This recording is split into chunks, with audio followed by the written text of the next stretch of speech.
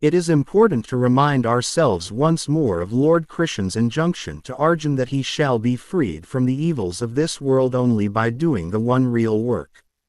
The accomplishment of this work, of yagya, is action, and Arjuna is urged to do it well in a spirit of detachment.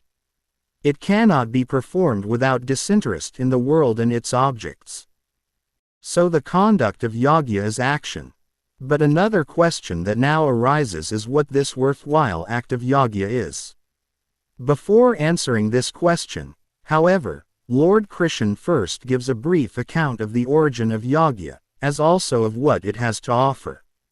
It is only in chapter 4 that it is clarified what that yagya is, the doing of which is action.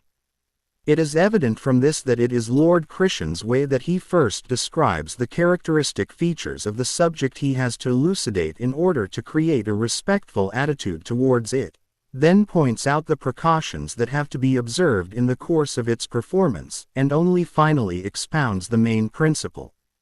Before we proceed, let us recall what Lord Krishna has said of another aspect of action. That it is a prescribed ordained conduct and that what is usually done in its name is not true action.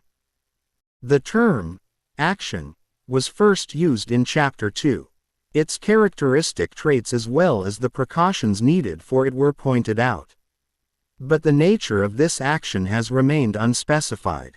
In chapter 3, Lord Krishna has so far said that no one can live without action. Since man lives in nature, he must act. Nevertheless, there are people who restrain their sense organs by use of force, but whose minds are still occupied with objects of the senses. Such people are arrogant and their efforts are vain. So Arjuna is told to restrain his senses to perform the ordained action. But the question yet remains, what action should he perform? He is told that the accomplishment of yagya is action. But that is not really answering the question. True that yagya is action, but what is yagya? In the present chapter Lord Krishna only points out the origin and special features of yagya, and it is only in chapter 4 that he will elaborate the concept of the action which is fit to be done.